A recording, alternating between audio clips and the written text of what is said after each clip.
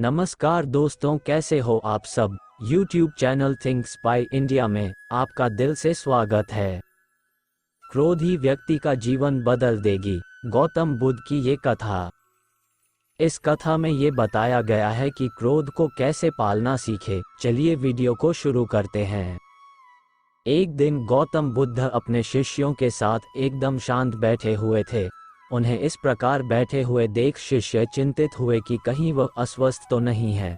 एक शिष्य ने उनसे पूछा कि आज वह मौन क्यों बैठे हैं, क्या शिष्यों से कोई गलती हो गई है। इसी बीच एक अन्य शिष्य ने पूछा कि क्या वह अस्वस्थ हैं, पर बुद्ध मौन रहे।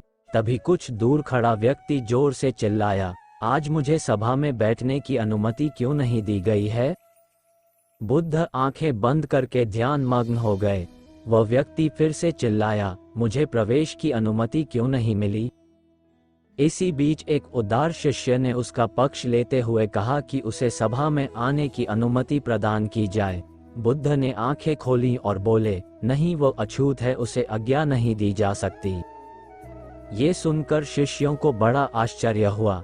बुद्ध उनके मन का भाव समझ गए और बोले, हाँ, वो अछूत है। इस पर कई शिष्य बोले, हमारे आश्रम में जात पात का कोई भेद ही नहीं, फिर वह अछूत कैसे हो गया। तब बुद्ध ने समझाया, आज वह क्रोधित होकर आया है। क्रोध से जीवन की एकाग्रता भंग होती है। क्रोधी व्यक्ति प्रायः मानसिक हिंसा कर बैठता है, इसलिए जब तक वह क्रोध में रहता है तब तक अछूत होता है। इसलिए उसे कुछ समय एकांत में खड़े रहना चाहिए। क्रोधित शिष्य भी बुद्ध की बातें सुन रहा था। पश्चाताप की अग्नि में तपकर वह समझ चुका था कि अहिंसा ही मनुष्य का महान कर्तव्य व परम धर्म है। वो बुद्ध के चरणों में गिर पड़ा और कभी क्रोध न करने का प्रण लिया।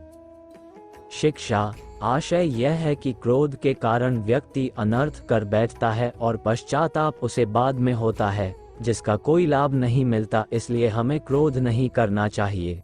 असल मायने में क्रोधित व्यक्ति अछूत हो जाता है और उसे अकेला छोड़ देना चाहिए।